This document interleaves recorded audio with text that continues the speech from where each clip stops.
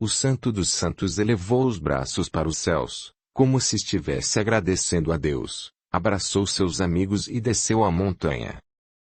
Antônia estava em estado de graça, pois não conseguia se mover, quando ouviu uma voz.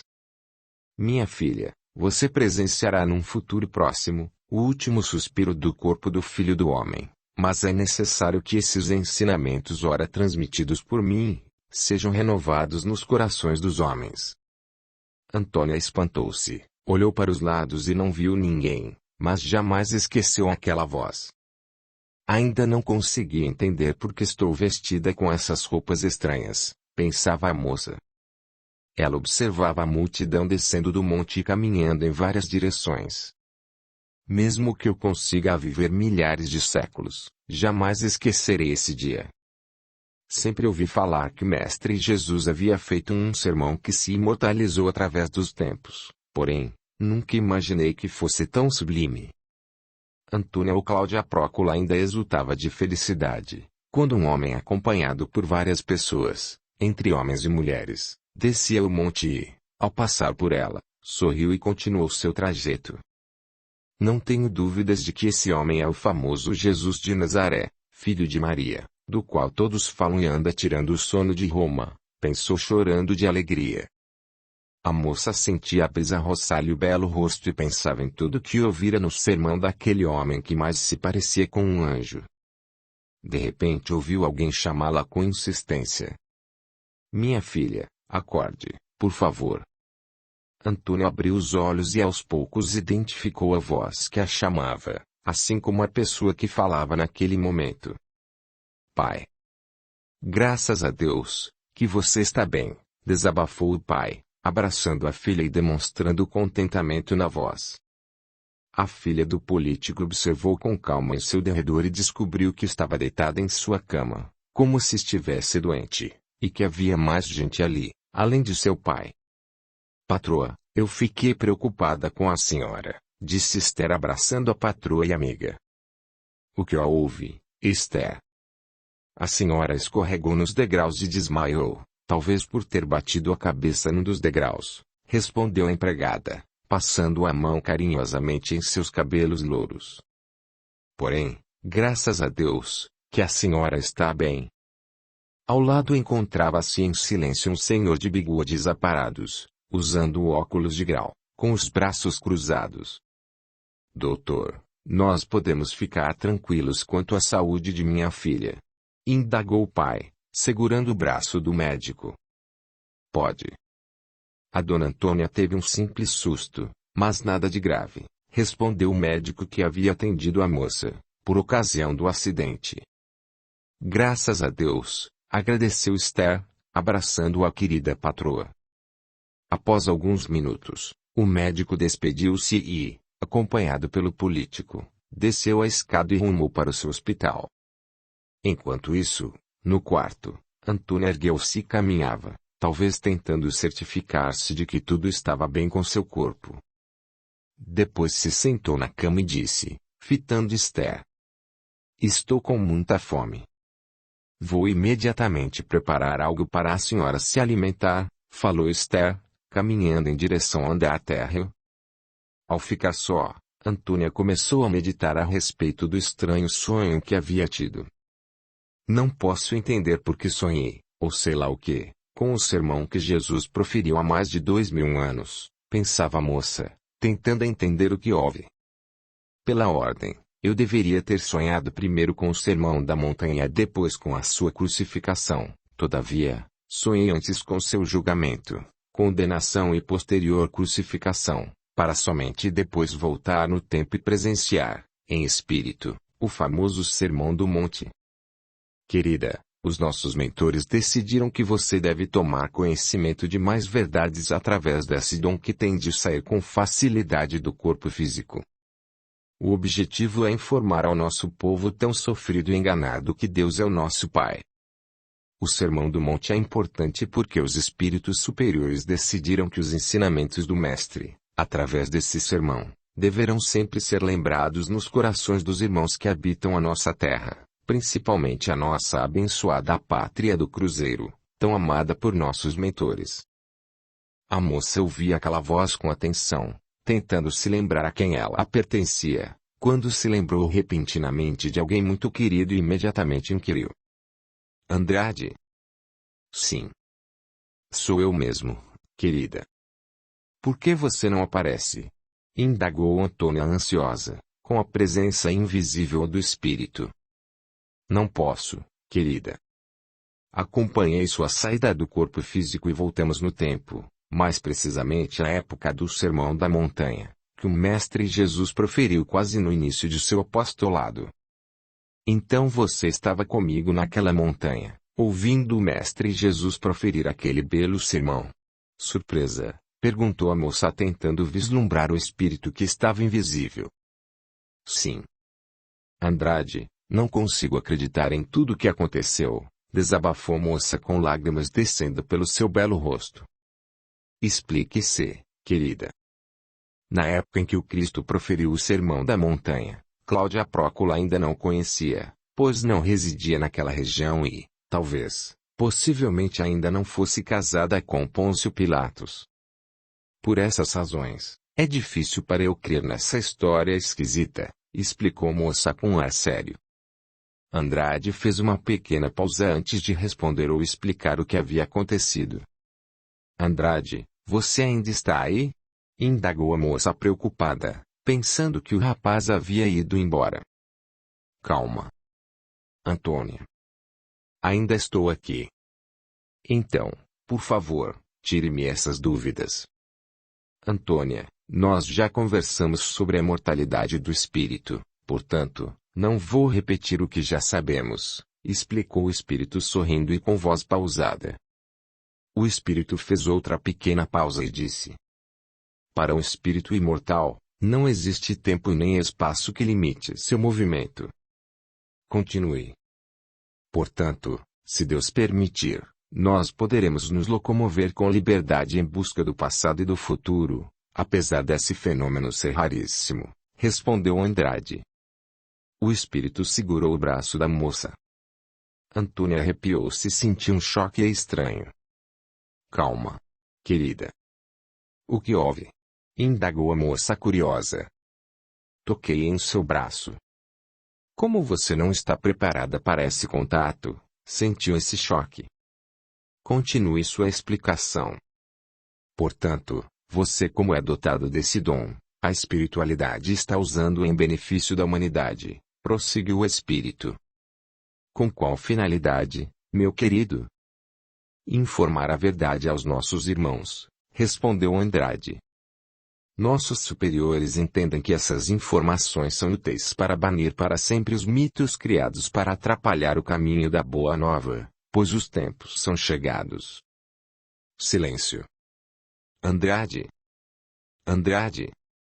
O espírito ainda estava no ambiente, mas resolveu parar de conversar com a moça para evitar especulações.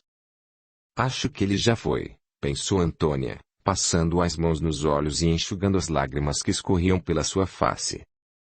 Neste exato momento Esther entra no quarto, conduzindo uma bandeja com alimentos para a patroa. A senhora estava conversando com alguém? Perguntou Esther, desconfiada das esquisitices da patroa. Depois conversamos, Antônia limitou-se a dizer. Capítulo 29. Antônia e Maria de Magdala. Antônia passou o dia trabalhando, porém não esquecia do que houvera na noite anterior, principalmente do sonho que tivera com Andrade, ambos vivenciando o Sermão do Monte. Não consigo acreditar que tudo que está acontecendo comigo seja verdade. Foi até a janela e observou que a noite já havia chegado, respirou profundamente o ar puro de fim de tarde e se deitou novamente. Logo sentiu o corpo sacudir e teve medo. Abriu os olhos novamente, ajeitou-se na cama, mas o mal-estar continuou preocupando-a. O que será que está acontecendo comigo, meu Deus? Será que vou novamente sair de meu corpo? Pensou. Antônia ergueu-se e notou que seu corpo físico continuava deitado. Estranho, estou vendo meu próprio corpo, enquanto estou caminhando normalmente. Que mistério é esse, meu Deus? Perguntava a si mentalmente a moça, em espírito. Antônia sentiu-se leve. Ela tentou levitar e conseguiu. Foi até a janela e observou a cidade que aos poucos começava a iluminar-se com lâmpadas diversas. De repente começou a voar como se fosse um pássaro. Parou num parque da cidade, sentou-se e sentiu o corpo entrar num túnel, numa velocidade anormal, e atravessá-lo até encontrar-se num lugar desconhecido para ela.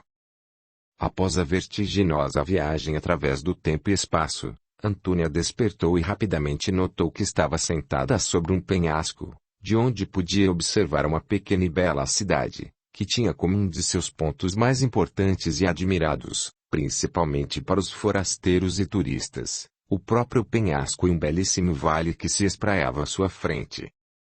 A cidade situava-se nas margens de um imenso lago, semelhante ao mar. Tudo naquela cidade cheirava a vida, iniciando pela vegetação que era verde e coberta de plantas exóticas diferentes, assim como também as flores, que naquela hora exalavam um olor nunca sentido por um ser humano.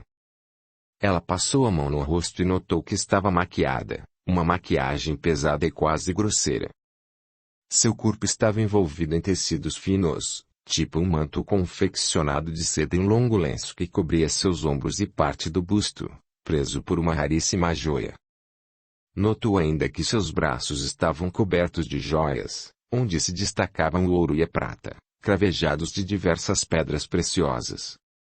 Antônia estava ansiosa.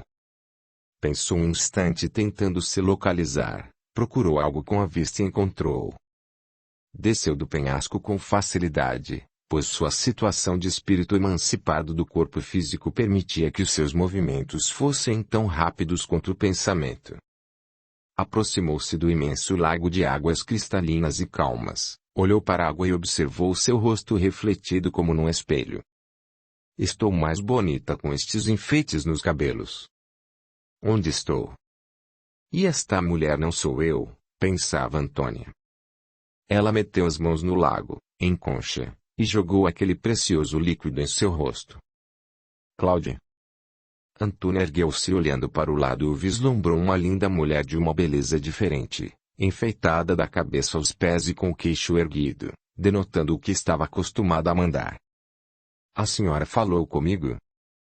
Não me chame de senhora, porque quem merece esse tipo de tratamento atualmente é você, rebateu a mulher com um sorriso, porém com voz firme e bondosa. Quem é você? Indagou Antônia surpresa com tudo o que lhe estava acontecendo. Maria. Todos me conhecem como Maria Madalena, e em outras cidades o povo me conhece como Maria de Magdala. Madala é um apelido? Indagou Antônia meio desconfiada de tudo o que estava ali acontecendo. Talvez. Mas o motivo é porque moro nesta cidade que se chama Madala, respondeu a belíssima mulher. Por que você me chamou de Cláudia? Ora, você é a Cláudia Prócula, mulher do todo-poderoso Pôncio Pilatos, o procurador de Roma. Antônia ficou em silêncio, fitando o imenso lago até onde a vista alcançava. Passou as mãos no rosto, sacudiu a cabeça como se quisesse despertar de um sonho e comentou. Minha senhora, eu acho que está enganada, pois sou Antônia, filha do doutor Fagundes. Eu sei disso. Então, por que a senhora me chama de Cláudia? Querida, nós estamos distantes quase 20 séculos de sua existência como Antônia, aquela que está empenhada na liberdade do país, que aos poucos está se transformando na pátria do Evangelho, explicou a mulher que se dizia chamar Madalena ou Maria de Magdala. Não posso acreditar. A senhora pode explicar isso? Estamos na época de nosso Senhor Jesus Cristo.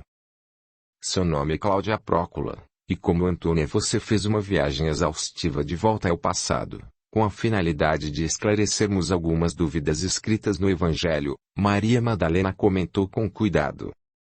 Não posso acreditar no que estou ouvindo, balbuciou Antônia, ou Cláudia Prócula, espantada com as informações daquela mulher. Fez-se um enorme silêncio entre as duas, em que se ouvia o barulho calmo das águas e o bater das asas de alguns pássaros que mergulhavam no lago à procura de peixes para se alimentarem. Este lago é muito bonito, parece até o mar, comentou Antônia, recordando-se do mar que estava situado a poucos metros de sua residência de praia, no século XX. Ele é muito conhecido como o Mar da Galileia, Mar de Tiberíades ou também como o Lago de Genezaré, informou a mulher que se dizia chamar Madalena. Antônia passava discretamente as mãos sobre suas várias pulseiras e pensava. Como pode ser isso? Aqui, estou vivendo como Cláudia Prócula, mulher desse tal de Pôncio Pilatos. É difícil de acreditar. Madalena, que ouvia seus pensamentos, disse-lhe. Minha querida, lembre-se que nós somos imortais e você já sabe disso muito bem, pois nossos amigos há tempos a informaram. Antônia ou Cláudia sentou-se de maneira que ficasse mais à vontade, sempre observando aquela imensa quantidade de água que mais se assemelhava ao mar que conhecia muito bem, com a diferença que a água era doce. Madalena também se sentou e ficou observando em silêncio Antônia, fixando diretamente seu rosto. Aquele penhasco atualmente é conhecido como Abel, explicou Maria Madalena, apontando para aquele pedaço de pedra que se assemelhava a uma escultura apontando para o céu azul. Antônia estava espantada com tudo. E este imenso vale que você está vendo, também atualmente é conhecido como Vale das Pombas, informou Madalena. Cláudia ou Antônia fitou aquela misteriosa mulher e notou que ela havia se transformado, inclusive sua indumentária.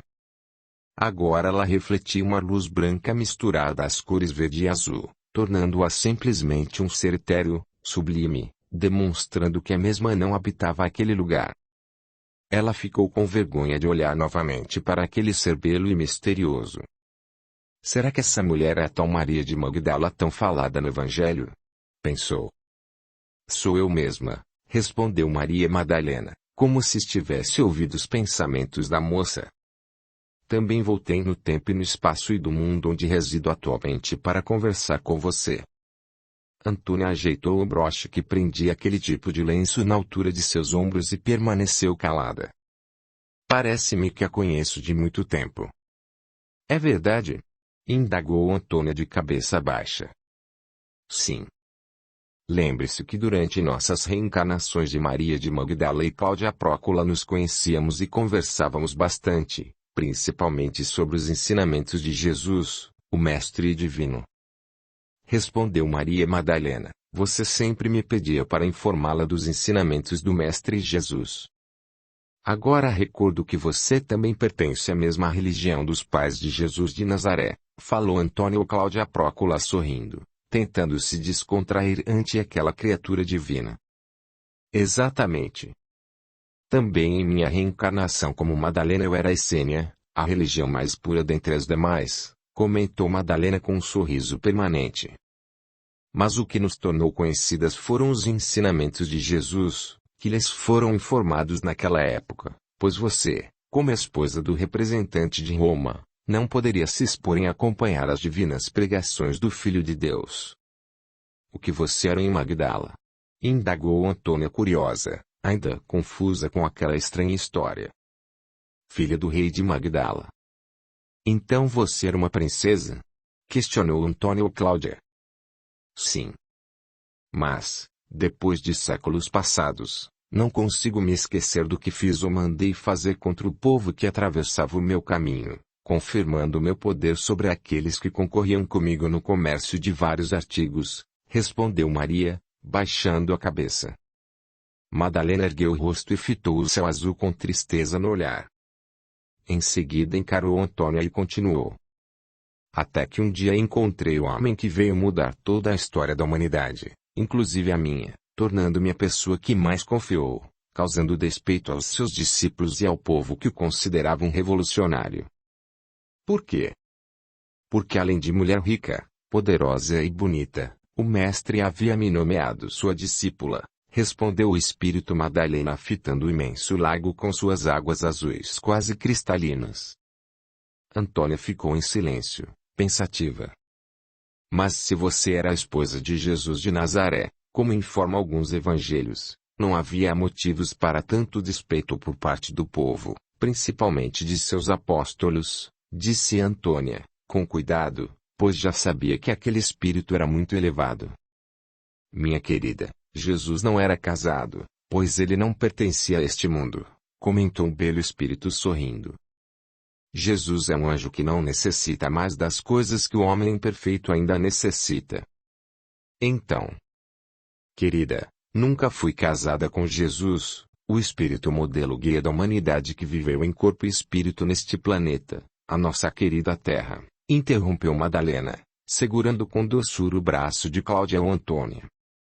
Mas muitas verdades foram distorcidas pelos pensamentos do espírito imperfeito, com o objetivo de denegrir as imagens impolutas daqueles que receberam missões importantes para ajudar no progresso deste mundo, que gradativamente está se transformando num mundo de regeneração, conforme informações da doutrina dos espíritos, que aos poucos se espalham no planeta Terra, principalmente no país em que você atualmente vive como Antônia, interrompeu novamente o sublime espírito.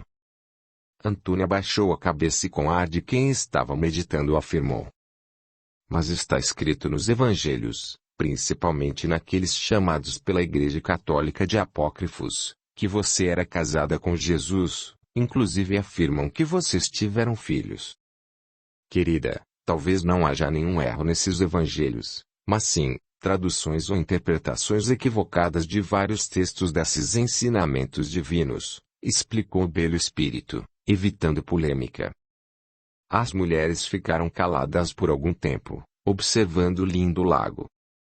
A senhora acha que essas interpretações equivocadas de alguns evangelhos, quando dizem que você foi uma prostituta e adúltera, tiveram o objetivo de denegrir sua imagem? Indagou Antônia, fitando o rosto belo e sublime daquela mulher. O belo espírito fitou os olhos de Antônia envolvendo-a num bem-estar nunca sentido por um ser humano. Querida, eu fui convidada por Jesus, 1000 anos antes de reencarnar, como Madalena, para ajudá-lo em sua árdua tarefa, respondeu Madalena. Portanto eu fui uma das precursoras que tive a missão de acompanhá-lo e testemunhar tudo o que ele ensinou na Terra, inclusive sua ressurreição no terceiro dia. Madalena fez uma pausa e 2 lágrimas desceram pelo seu belo rosto. E prosseguiu sua explicação. Maria e José, pais de Jesus, os apóstolos e outros, foram espíritos que desceram de outros mundos com a finalidade de auxiliar o Mestre a cumprir sua árdua missão. O espírito fez nova pausa, pensou, fitou os belos olhos de Cláudia Prócula e disse. Inclusive você foi um desses espíritos. Eu? Inquiriu Antônia apontados para o próprio peito. Sim.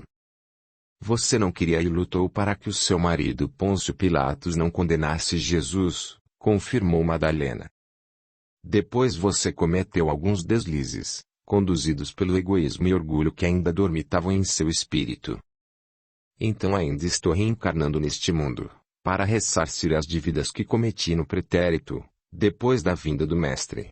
Indagou Antônia com ar triste. Mais ou menos, mas atualmente você cumpre uma missão na libertação da terra de Santa Cruz e implantar nesse belo país os ensinamentos da doutrina espírita codificada pelo nosso conhecido amigo Allan Kardec. Ambas ficaram em silêncio por algum tempo. Você não conseguirá imaginar o que um ser humano podia sentir ao se aproximar do Mestre, cortou o silêncio, Madalena. Tudo isso foi confundido com os sentimentos imperfeitos dos seres que ainda habitam esses mundos como a nossa querida Terra. Ambas fizeram silêncio novamente. Portanto, minha filha, nunca fui a esposa ou amante de Jesus, e jamais ele se casou e constituiu família, pois sua família é constituída de todos aqueles que acreditam no Pai que está nos céus, como está escrito no Evangelho, cortou novamente o silêncio o espírito. Antônia baixou a cabeça, pensativa. Quanto a mim, nunca fui prostituta e nem adúltera, pois a minha consciência já não permitia que eu cometesse esse delito, que ainda é normal nos mundos inferiores. Antônia fitou o rosto da mulher e depois o abaixou sem nada dizer. Madalena leu no olhar da mulher de Pôncio Pilatos o que ela queria insinuar. Todavia, não gosto de recordar essa parte de minha existência como Maria de Magdala, desabafou o espírito, passando a mão discretamente nos olhos, como se estivesse enxugando uma lágrima. Por quê? Indagou Antônia curiosa. Por quê? Maria não completou a frase, pois se sentiu emocionada, deixando cair lágrimas de seus belos olhos. Porque apesar de espírito consciente das imperfeições que ainda prevaleciam na terra, fui dominada pelo poder, e quem não fizesse minha vontade padeceria em minhas mãos, respondeu o espírito Maria Madalena. Foi aí que errei por me deixar dominar pela matéria cometendo atos não condizentes com os ensinamentos do mestre à época. Então, a senhora era casada? Sim. Mas não com Jesus, pois na época eu ainda não o conhecia pessoalmente, respondeu Madalena. Eu era casada com um cidadão por imposição de meu pai. O espírito fitou o céu e continuou. Passou aqui em Magdala um senhor de cidadania romana muito influente e rico, e depois eu soube que viera a sondar a influência que José, pai de Jesus, tinha sobre mim. Por quê? José era herdeiro direto do reinado de Davi e Salomão e, naquela época, os judeus fizeram várias reuniões para que José assumisse o reinado de Judá, ou Israel. E o cidadão romano foi envolvido por mim, num momento de fraqueza inerente a todo ser imperfeito, até que ele aceitou a minha proposta de comércio, respondeu Madalena. Ganhei muito ouro, mas perdi o reino dos céus, pelo menos por enquanto. Então, você traiu seu marido? Sim. Porém não da maneira narrada nos evangelhos e corroborada por várias religiões, inclusive a espírita. Traí o meu esposo, porque fui ao encontro desse cidadão sem o seu consentimento e com a finalidade de comercializar os nossos artigos. Foi por isso que os evangelistas escreveram que Jesus retirou 7 pecados de Maria Madalena. Perguntou Antônia, surpresa e arregalando os olhos. Sim. Na linguagem da doutrina espírita codificada por Allan Kardec, fui curada por Jesus quando ele retirou os 7 espíritos que estavam ligados ao meu corpo perispiritual, todos trabalhando para que eu fosse alguém que ajudasse a abortar a missão do Mestre Divino. Antônia aproximou-se do belo espírito, abraçou-o e começou a afagá-lo, enquanto chorava, pois naquele momento havia entendido tudo, principalmente as histórias dos evangelhos. Madalena ergueu-se e, sorrindo, demonstrou que iria embora para o seu mundo, porém, com delicadeza, Antônia segurou em seu braço e indagou-lhe. Você é a mulher adúltera de que falam os evangelhos? Não. A mulher adúltera foi uma nossa irmã desconhecida que caiu em desgraça, respondeu incisivamente Madalena. Capítulo 30. Heriberto foi intimado a depor. Quando retornou ao corpo, Antônia sentiu um mal-estar, como se estivesse se sufocando. Ela debateu-se até que aos poucos foi voltando ao seu normal. Acordou e sentou-se na cama, olhou para o relógio sobre a cômoda e falou em voz baixa. É cedo. Ergueu-se, acendeu a luz, foi até uma jarra ao lado, pôs água num copo, sorveu, sentou-se numa poltrona próxima à cama e ficou pensando. Apesar de ter despertado desse sonho com uma sensação de sufoco, estou me sentindo muito bem. Audiolivro realizado pelo canal Surya Chand Audiobook. A moça permaneceu acordada até o dia amanhecer, pensando em tudo que havia visto e ouvido no sonho, principalmente na fisionomia daquela bela mulher que se dizia chamar Maria Madalena. Já estou me acostumando com esses sonhos que, às vezes, confundo com a realidade, pensou a moça, erguendo-se e indo até a janela. Assim que amanhecer irei conversar com a Esther sobre tudo o que aconteceu comigo durante o sonho, disse a moça falando em voz baixa, ansiosa para conversar com a sua empregada. Quando o dia chegou, Antônia, que estava acordada lendo um livro, ouviu a porta se abrir e alguém entrar tentando não fazer barulho. Ela pensou. Deve ser Esther. A empregada entrou meio desconfiada, aproximou-se da patroa e indagou surpresa. Parece que a senhora passou a noite acordada. Você tem razão, concordou a moça. Esther sentou-se na cama e com um ar de curiosa indagou. Novamente aquele tipo de sonho. Sim. Antônia ergueu-se, foi até a janela e respirou o ar puro da manhã. Depois voltou a sentar-se e desabafou.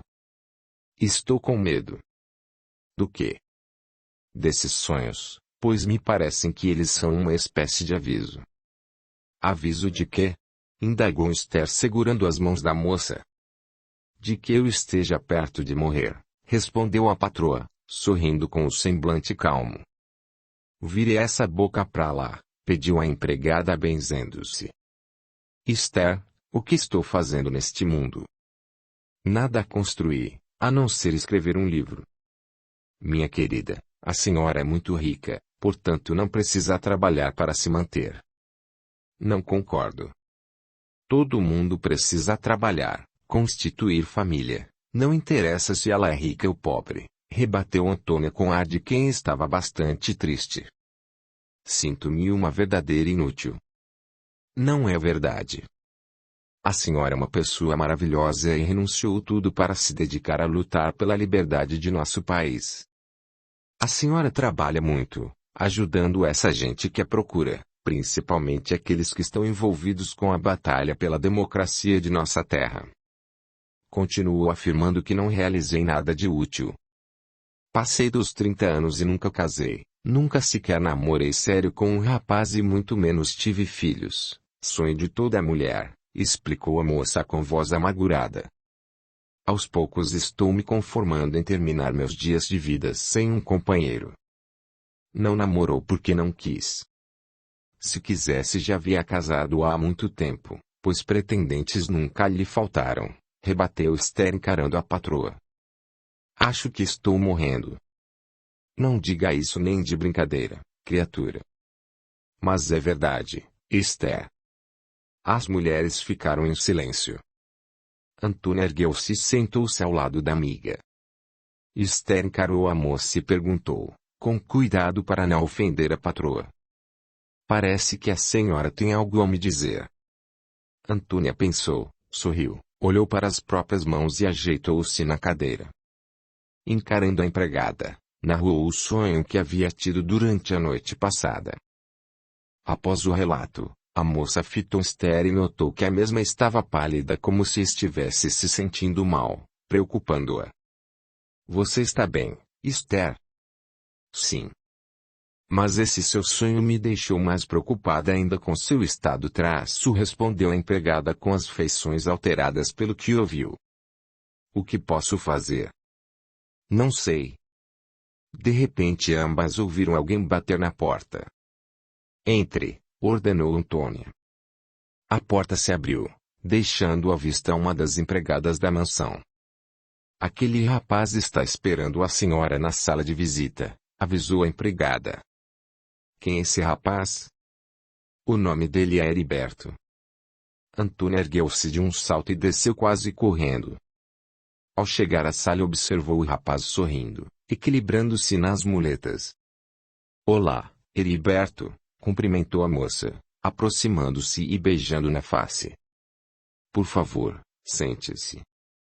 O rapaz encostou as muletas na parede e sentou-se, amparado pela moça. Por algum tempo eles permaneceram em silêncio. O que houve, Heriberto? Fui intimado a depor, hoje à tarde, respondeu o rapaz, passando as mãos nos cabelos louros. A moça aproximou-se do amigo e fitando os olhos dele, disse-lhe. Vou com você, querido. Eles não vão permitir sua presença, além disso, esse assunto quem tem que resolver sou eu. Você tem ideia do que eles querem com você? Não. Antônia ergueu-se e começou a caminhar inquieta pela sala, sentindo um mau pressentimento. Ela sentou-se, observou o rapaz e notou que ele estava calmo e com um sorriso estampado no rosto. Parou de frente ao amigo e indagou-lhe. Você não está com medo? Não. Fico impressionada com a maneira fria que você encara essa situação. Nada mais tenho a perder nesta vida, desabafou o rapaz com um ar triste estampado no rosto. A moça sentiu um frio esquisito percorrer-lhe a coluna vertebral, enquanto uma tristeza normal tomava conta de si. Ele se sente um inútil, pois pagou muito caro pelo seu ideal, pensou. Quem sabe ele quer que alguém acabe com essa vida de uma vez. Nunca me arrependi do que fiz para ajudar este país a resgatar sua liberdade, porém, atualmente, sou um simples aleijado, sem condições de contribuir mais com a minha nação e trabalhar para sobreviver. Você nunca foi covarde. Sofreu as consequências dos seus atos para libertar um povo, e não pense que não conseguiu, porque a situação política do país está mudando, falou a moça acariciando as mãos do rapaz, enquanto lágrimas rolavam por sua face branca. Com o olhar, Heriberto solicitou ajuda à moça e ergueu-se. Caminhou com dificuldade, depois se sentou, respirou profundamente, passou o lenço na testa, fitou a moça e nada disse. Ele se manteve em silêncio.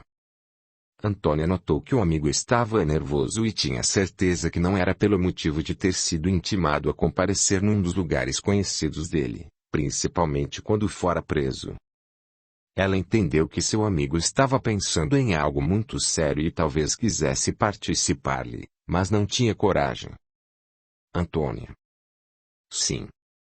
Desde adolescente que abandonei família, estudos e perspectiva de um futuro como uma profissão decente em favor dessa luta que envidei para tornar este país uma grande democracia, explicou o rapaz com voz calma e triste. No entanto, agora me encontro sozinho neste mundo, sem ninguém que cuide ou divida seus pensamentos, suas preocupações ou problemas comigo. Querido. O rapaz fez um gesto com a mão, sinalizando que não havia terminado de falar. Ele respirou, passou a mão no rosto e depois disse. Estou velho, sem dinheiro e família e, para piorar minha situação, estou muito doente, pois, além de inválido, tenho um problema psicológico, que não me deixa raciocinar direito. Posso saber que problema é esse? Perguntou a moça apreensiva, pensando no pior. O moço fitou a companheira de luta, sorriu e respondeu-lhe. Os médicos disseram que sou esquizofrênico. O quê? Isso não pode ser verdade. Não durmo direito, vejo vultos, escuto vozes, falo com amigos que já se foram e para piorar tenho sonhos horríveis, pior do que pesadelos. Estou convencido que realmente sou louco, falou o rapaz enxugando com o lenço as lágrimas que desciam pelo seu rosto branco, indo de encontro aos seus lábios. Num ímpeto, Antônia abraçou-o e, como se ele fosse uma criança, beijou seu rosto. Fez carinho em seus cabelos, pôs a cabeça dele no seu ombro e ficou em silêncio. Ela notou que suas roupas estavam rasgadas, as unhas descuidadas, seus pés sujos e os cabelos embaraçados. Ele está muito debilitado, pensou. Ela pediu licença e foi à procura de sua empregada na cozinha. Após alguns minutos ela voltou e o convidou a acompanhá-la. Antônia, não se preocupe comigo. Erga-se, que vou lhe ajudar, pediu a moça num tom de voz autoritário, apanhando as muletas dele. Heriberto fitou os olhos dela e obedeceu, acompanhado-a até a sala de refeições. Antônio ajudou a sentar-se em redor de uma mesa onde havia algumas iguarias e depois se sentou ao lado. Com um sorriso, convidou. Vamos comer alguma coisa, pois estou com fome. Depois retomaremos a nossa conversa. Meu Deus, como essa criatura é boa. Ela não quer que eu saiba que está fazendo tudo isso por mim, talvez com receio de me humilhar, pensava Heriberto, enquanto se ajeitava no assento. Não estou com fome, falou ele. Não é possível que você vai me deixar comer sozinha. Seria uma grosseria. Ele sorriu e começou a comer timidamente, enquanto a moça também se servia, olhando de viés e sorrindo satisfeita, pois notou que mesmo estava com muita fome. Após terminarem a refeição, ele quis falar algo, porém, fora interrompido pela amiga, que disse: Temos muito tempo para conversarmos. Esther, que até então se mantinha discretamente em silêncio, sentada numa cadeira distante de ambos, ergueu-se, aproximou-se da patroa e avisou-lhe: Patroa, O quarto já está pronto. Obrigada, Esther. Antônia ergueu-se e ajudou o amigo a equilibrar-se em suas muletas, convidando-o a dirigir-se a um quarto que ficava no primeiro piso da mansão. Antônia. A moça fez um sinal com o dedo colocado de maneira graciosa nos lábios, pedindo silêncio. Heriberto não pôde dizer mais nada, pois não conseguia negar nada para aquela moça tão forte e decidida que ajudara muitos amigos envolvidos com a revolução. Esther abriu o quarto, enquanto Antônia acompanhava o colega de luta. O quarto era uma suíte ampla e ventilada, preparada confortavelmente para um hóspede. Por favor, entre. Não precisa de tudo isso, redarguiu o rapaz meio envergonhado. Entre e depois conversaremos, ordenou Antônia sorrindo e segurando carinhosamente os seus braços. Após entrar no quarto, o rapaz ficou sem jeito, porém surpreendeu-se quando a colega disse-lhe: Neste guarda-roupa você vai encontrar tudo o que precisar. Agora, fique à vontade. Quando descansar e tiver se trocado, avise-me para mandá-lo apresentar-se no quartel. Antônia, não sei como lhe agradecer por tudo que está fazendo por mim. Não precisa me agradecer por nada, pois nada fiz que mereça esse agradecimento. A moça fechou a porta e deixou o rapaz no quarto, enquanto subia para o seu quarto, sendo observada por sua empregada, que nada falava, pois não queria se intrometer nas decisões da patroa. O sol já começava a mergulhar no horizonte, quando Esther e suas amigas empregadas se surpreenderam quando viram aquele rapaz magro, porém bem vestido e penteado, caminhar em sua direção. Senhorita, por favor, eu desejo falar com a Antônia, falou o hóspede. Estou aqui. O rapaz olhou para o lado e sorrindo observou a moça, que já estava esperando-o. Já mandei preparar o carro para você ir depor, avisou a mulher com voz que não deixava nenhum espaço para retrucar. Eu acompanharei. Mas já decidi que você não vai a esse lugar sem mim.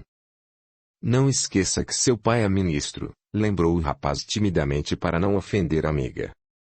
E daí? Pode ser que tudo isso cause algum problema para ele. Ambos permaneceram alguns minutos pensando, quando de repente Heriberto indagou. Por que você está fazendo tudo isso por mim? Não sei. A moça fitou o rapaz e ficou surpresa com a mudança que havia no aspecto dele. Ela sorriu satisfeita, segurou-lhe o braço e o convidou. Vamos embora, já está ficando tarde. Ambos se dirigiram ao carro que já estava pronto e seguiram o rumo ao tal quartel. Capítulo 31. Antônia, Fagundes e Heriberto.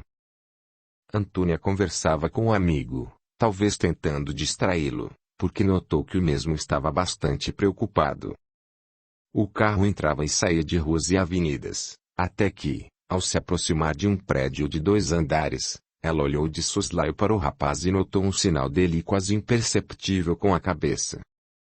Ela estacionou o veículo, desceu, rodeou o carro, abriu a porta do carona e disse: Heriberto, você já está atrasado para se apresentar, conforme a intimação. O rapaz sorriu e com muito esforço e amparado saiu do carro. Ele caminhou em direção ao lugar de aparência lúgubre, que mais parecia um presídio. Um senhor aproximou-se, cumprimentou-os e fez algumas perguntas, respondidas por Heriberto que lhe apresentou o documento convidando-o a se apresentar naquele dia. O senhor pode entrar, mas não é permitido a senhorita acompanhá-lo, disse o homem com voz firme. Tudo bem, senhor, confirmou a moça voltando para o carro.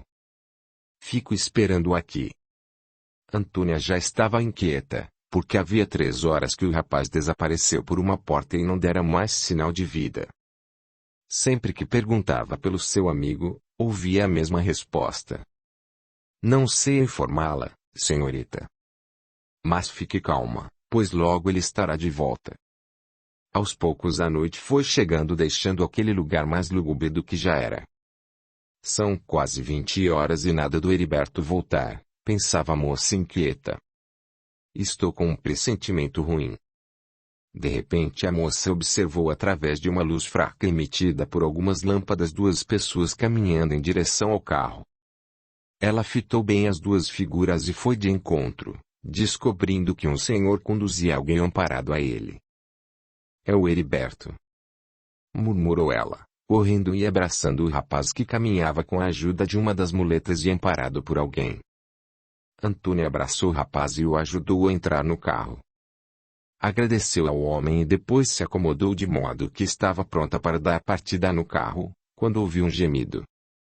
Ela voltou a cabeça para o amigo e perguntou-lhe: "O que você está sentindo?" "Nada." "Não se preocupe comigo, depois nós conversaremos. Agora, queria que você me deixasse em casa." "De jeito nenhum, você vai para minha casa", discordou a moça peremptoriamente. "Antônia, eu não quero causar mais problemas do que já causei", redarguiu o rapaz, ajeitando-se no banco. A moça fitou-lhe, passou a mão em sua cabeça num gesto simples, mas carregado de carinho, e partiu. 21 horas. Antônia já havia descido para esperar o pai que ligou dizendo que iria jantar com ela. O ministro Fagundes residia na capital do país, em sua casa oficial. Porém, sempre que podia arranjava um jeito de pegar um avião para almoçar ou jantar com a filha. "Acho que vou saber como está o Heriberto", falou ela baixinho para seus botões. Antes de chegar ao quarto do rapaz notou que alguém estava assentado numa velha cadeira com o rosto voltado para a parte de trás da casa, fitando o pequeno pomar, que àquela hora estava bastante escuro. Ela aproximou-se discretamente, como se estivesse com vergonha de invadir a privacidade do rapaz, e chamou: "Heriberto." "Olá, Antônia", respondeu o rapaz sem virar a cabeça. "Fique à vontade." A moça aproximou-se, abraçou o rapaz e notou que ele estava chorando, o que a preocupou bastante. "O que houve?" Antes de o Heriberto responder, houve um silêncio. "Vou embora esta noite." "O que houve?" "Fui torturado durante mais ou menos 1 hora por pessoas que desconheço", respondeu-lhe o amigo. "O quê? Que história é essa?" "Eles me disseram que tenho que sair da casa do ministro Fagundes até meia-noite", respondeu o rapaz soluçando. "Não estou chorando de emoção, e sim, em virtude das dores que estou sentindo." "Conte-me o que aconteceu, por favor." Calmamente, Heriberto narrou o que lhe aconteceu naquele lugar.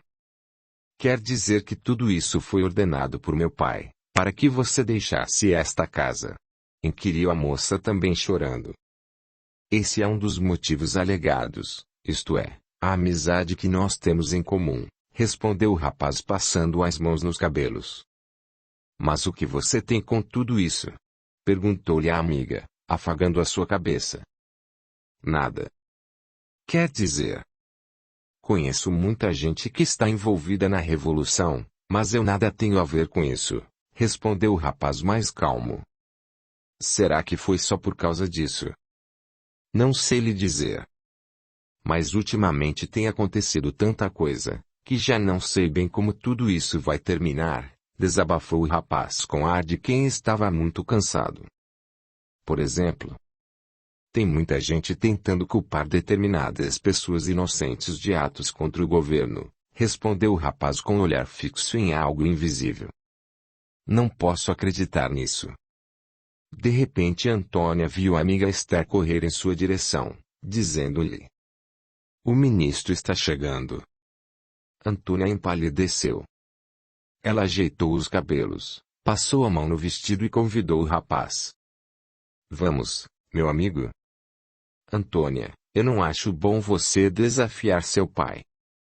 "Deixe isso comigo", pediu a moça, forçando com delicadeza o rapaz a caminhar em direção à sala de visitas. O ministro havia tirado o paletó e estava se servindo de uma bebida, quando olhou de lado e viu a filha caminhar em sua direção, praticamente ajudando aquele rapaz a se locomover. Ele pôs o copo sobre a pequena mesa. Em seguida caminhou em direção à filha, abraçou, beijou sua face e perguntou-lhe: "Como você está?" Quase não tenho tempo para visitá-la, por causa do trabalho, mas prometo-lhe que virei visitá-la mais vezes. Pai, não se preocupe com isso. Estou muito bem. E o senhor? Tentando cumprir minhas funções da melhor maneira possível.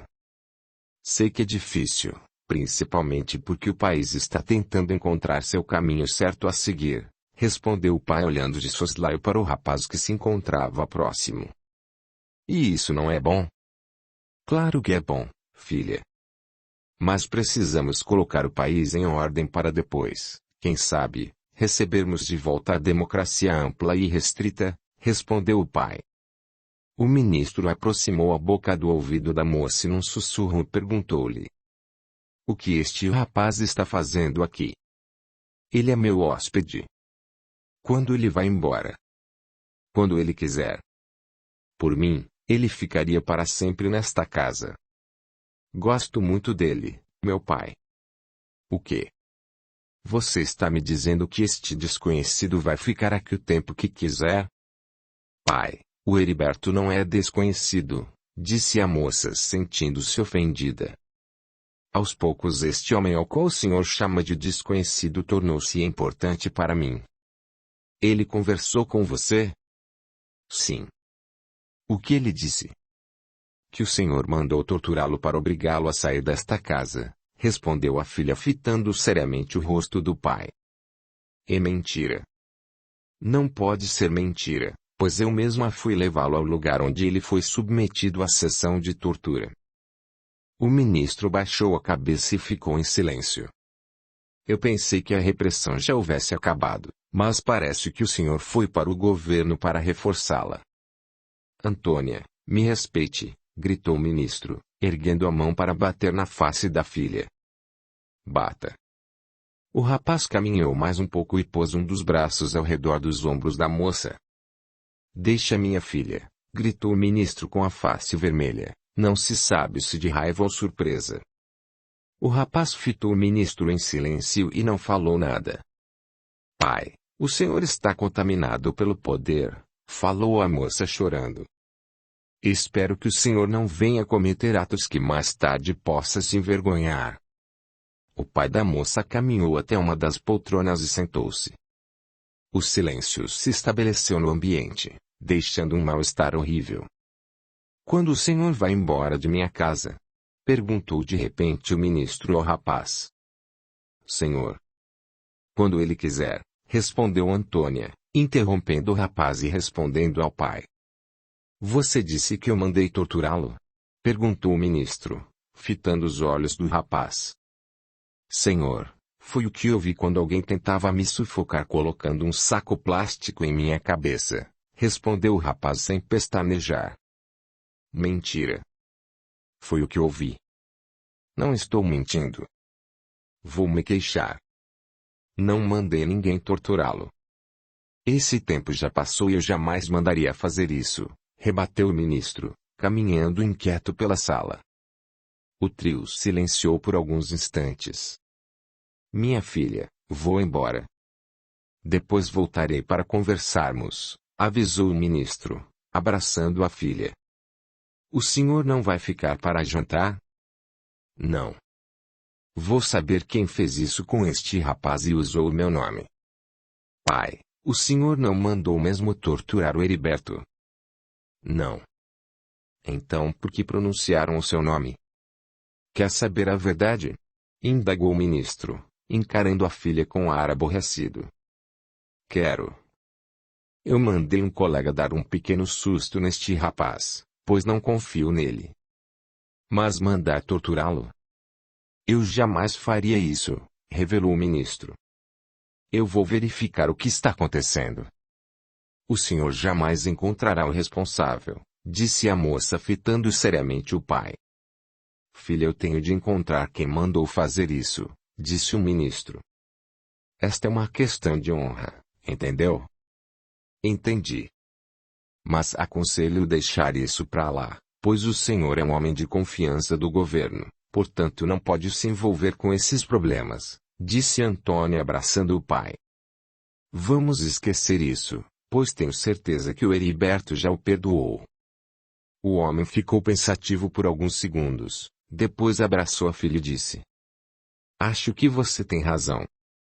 Esqueça isso, por favor. Você está de acordo comigo, Heriberto? Perguntou a moça, tentando promover a paz. Claro. Antônia. Não consigo guardar mágoas de ninguém, porque já estou calejado nesta vida de tanta injustiça, respondeu o rapaz com um sorriso estampado no rosto. O trio ficou em silêncio por alguns momentos, enquanto vários pensamentos pairavam naquele ambiente, como se ali houvesse pessoas invisíveis interessadas em promover a discórdia. O ministro fitou o rapaz com simpatia e disse: Meu rapaz, pode ficar nessa casa no tempo que quiser. Obrigado, senhor. Não me agradeça, pois não fiz nada. Quem merece seu agradecimento é minha filha, falou o ministro aproximando-se do rapaz com um sorriso. Fagundes pôs a mão sobre o ombro do rapaz e em voz baixa e amistosa perguntou-lhe: Você é capaz de me perdoar? Quem nos perdoa é Deus, mas se depender de mim, o senhor já está perdoado, disse o rapaz com um sorriso amistoso. O ministro fitou a filha, encaminhou-se até ela e a abraçou. Depois se despediu e foi embora. Após a saída do pai, Antônia segurou o braço do amigo e o ajudou a caminhar até a sala de refeições, permanecendo ambos em silêncio. Capítulo 32. Heriberto casa com Antônia. 2 anos se passaram. Patroa. Patroa. Antônia, que estava escrevendo como sempre em seu escritório, ergueu a cabeça, tirou os óculos e fitou a empregada indagando. O que houve, Esther? Acho que você está ficando velha. Por quê? Você sempre anda gritando. Isso é a idade. Não interessa o que a senhora pensa de mim. Então, o que você tem a me dizer?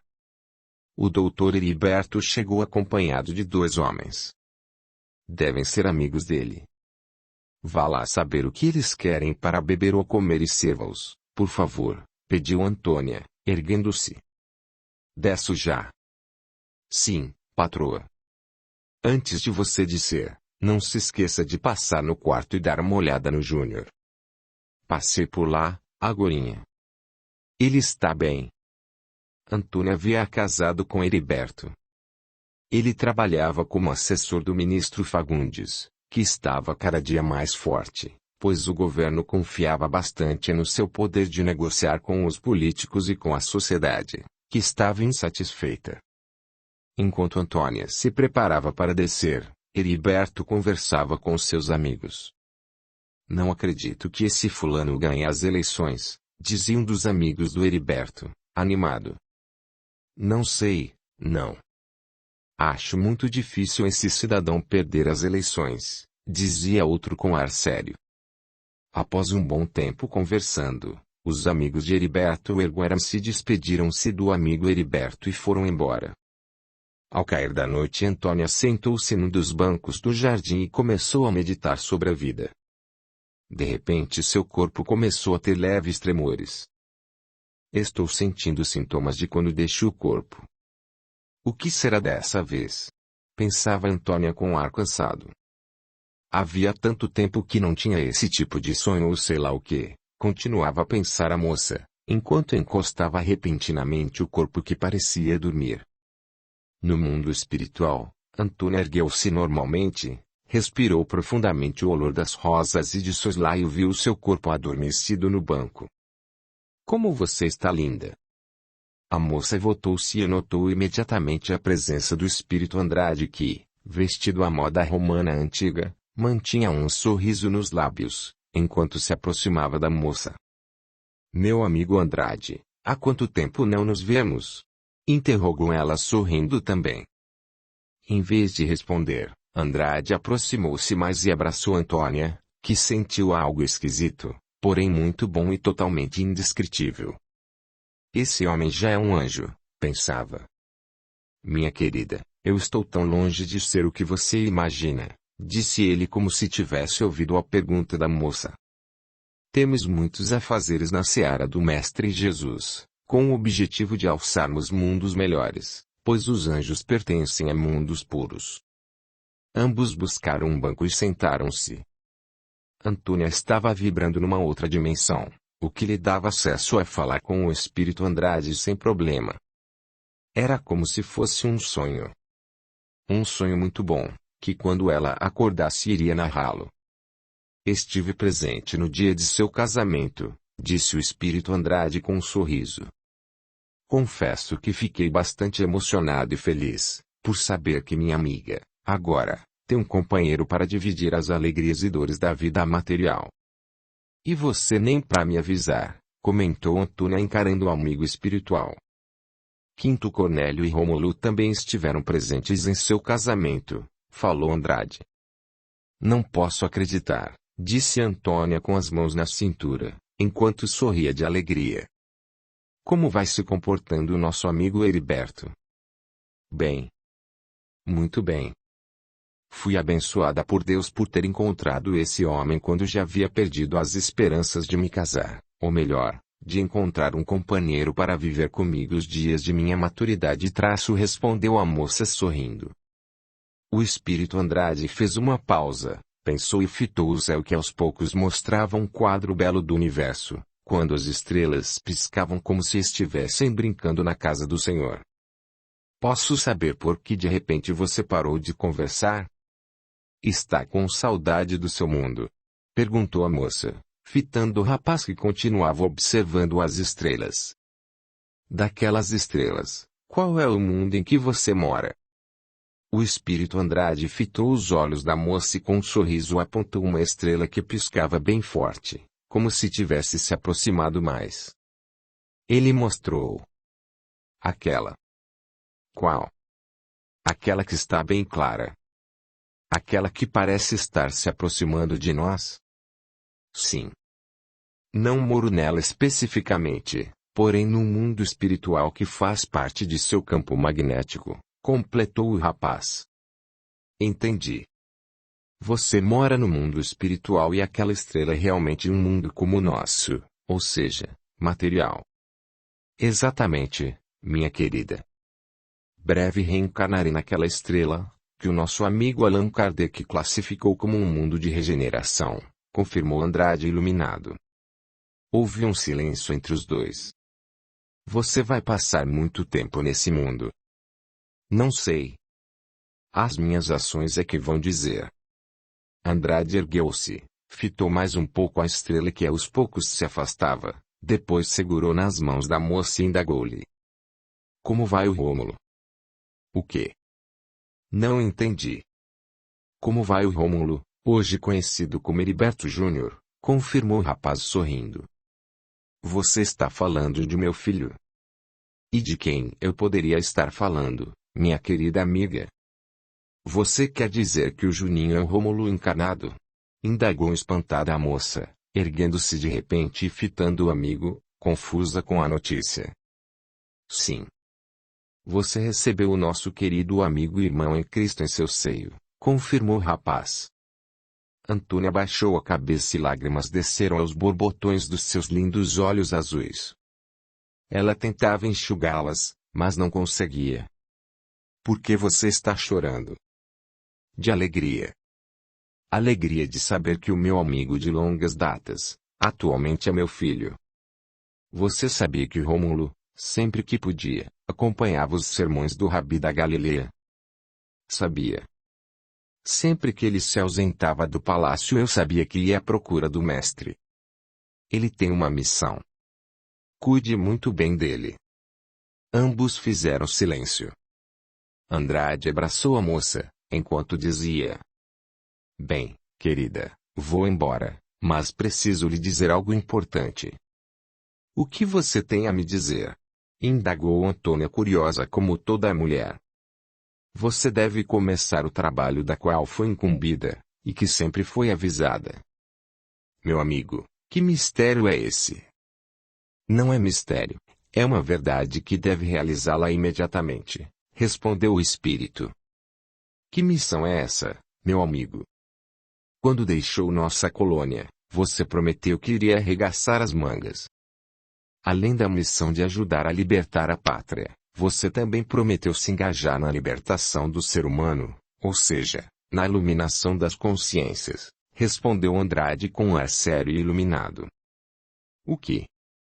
Eu já morei na cidade espiritual a qual vocês pertencem. Exatamente.